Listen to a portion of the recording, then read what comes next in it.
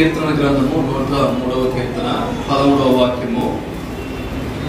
తండ్రి తన కుమారుల ఎడల జాలిపడినట్లు యెహోవా తన యందు భయభక్తులు గల వారి ఎడల జాలిపడును. ఇక్కడ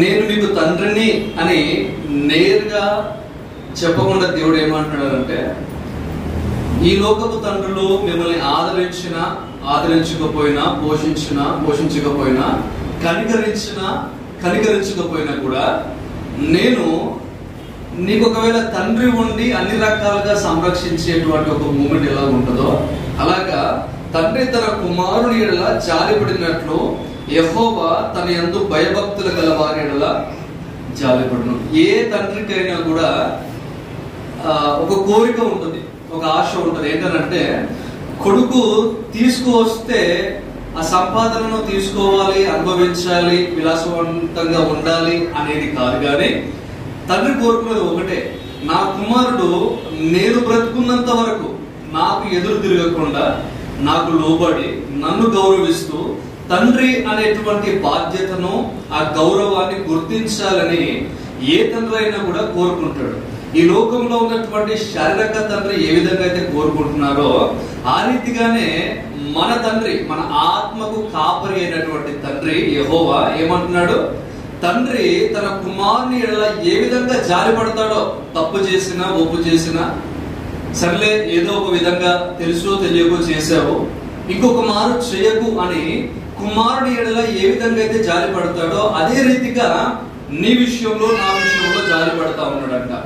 ఈ మాటలో మనకి ఏమర్థం అవుతుందనంటే తండ్రి ప్రేమ ఎట్టిదో మనకు అర్థమవుతుంది. అదే రీతిగా కొరింథీయులకు రాసిన 2వ పత్రిక 6వ అధ్యాయం 8వ వచనము లాస్ట్ లైన్ ఒకసారి చూద్దాం. కింద నుంచి 4వ లైన్ నుంచి, నేను మిమ్మును చేర్చుకొందును, మీకు తండ్రినై ఉందును, మీరు నాకు కుమారులను కుమార్తెలునై యుందురని సర్వశక్తి గల ప్రభువు సెలవిచ్చుచున్నాడు. ఈరోజు మనల్ని కనినటువంటి తండ్రి తల్లి శారీరకంగా కొంతకాలం మనతో పాటు ఉండొచ్చు, లేదా బ్రతికున్నా కూడా కనినటువంటి పిల్లల్ని వదిలేసి దూరంగా ఉండొచ్చు.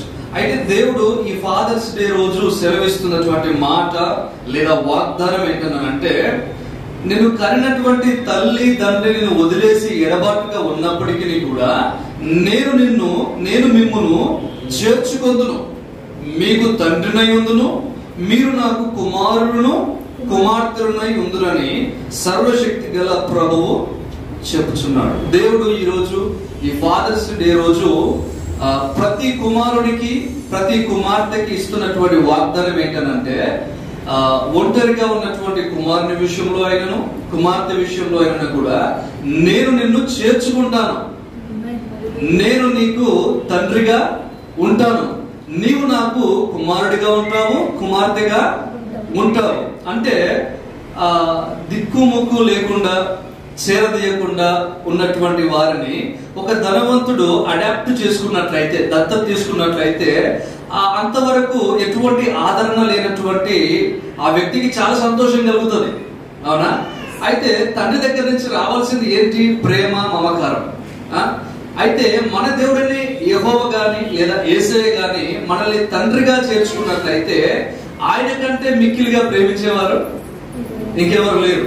కాబట్టి నేను నిన్ను చేర్చుకుంటాను, నేను నీకు తండ్రినై ఉంటాను, నీవు నాకు కుమారుడిగా ఉంటావు, కుమార్తెగా ఉంటావు. కనుక ఇక మీదట ప్రతి ఫాదర్స్ డే రోజు కూడా నీ యొక్క శారీరక తండ్రి నీకు గుర్తొస్తాడో లేదో తెలియదు, కానీ ఆత్మీయ తండ్రిగా, మన ఆత్మకు తండ్రిగా ఉన్నటువంటి దేవుడైతే మనకు ఖచ్చితంగా గుర్తు రావాలి.